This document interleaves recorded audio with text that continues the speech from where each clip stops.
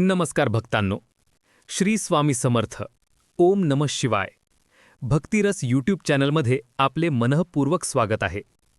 भक्तांनो, महाशिवरात्री हा दिवस केवळ उपवासाचा नाही, तर आपल्या मनातील इच्छा भोळ्या शंकरापर्यंत पोहोचवण्याचा अत्यंत पवित्र दिवस आहे. आज या व्हिडिओमध्ये आपण जाणून घेणार आहोत महाशिवरात्रीचा एक अत्यंत प्रभावी आणि चमत्कारिक उपाय. बेलपत्राची माळ शिवलिंगावर अर्पण करण्याचा उपाय. बेलपत्राचे महत्त्व. भक्तांनो, बेलपत्र हे भगवान शंकराला अत्यंत प्रिय आहे. बेलपत्राची 3 पाने ब्रह्मा, विष्णू आणि महेश, सत्व, रज, तम, भूत, भविष्य आणि वर्तमान यांचे प्रतीक मानली जातात. म्हणूनच बेलपत्र अर्पण केल्याने भगवान शंकर लवकर प्रसन्न होतात. उपाय कधी आणि कसा करायचा? हा उपाय महाशिवरात्रीच्या दिवशी करायचा आहे.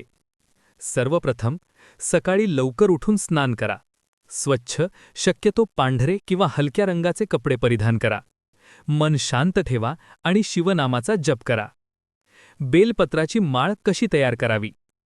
भक्तांनो, 11, 21 किंवा 51 बेलपत्रे घ्या. सर्व बेलपत्रे स्वच्छ धुवा.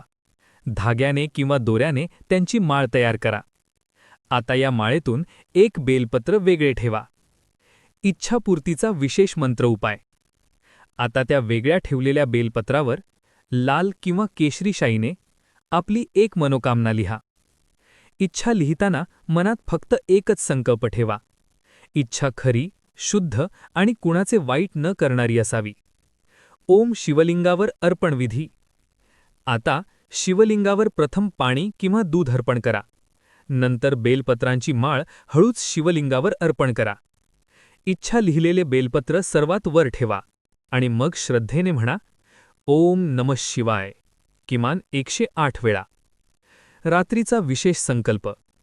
भक्तांनो, जर शक्य असेल तर रात्री शिवपूजनानंतर शांत बसून आपल्या इच्छेचा पुन्हा एकदा मनोमन संकल्प करा. भोळा शंकर भावाचा भुकेला आहे. तो शब्द नाही, श्रद्धा पाहतो. उपायाचे फल.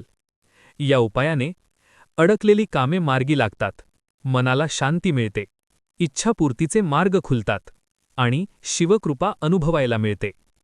समारोप. भक्तांनो, हा उपाय पूर्ण श्रद्धेने आणि विश्वासाने करा.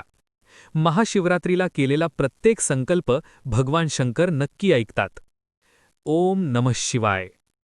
जर हा व्हिडिओ तुम्हाला आवडला असेल तर लाईक करा, शेअर करा आणि भक्तिरस यूट्यूब चॅनलला सबस्क्राईब करा.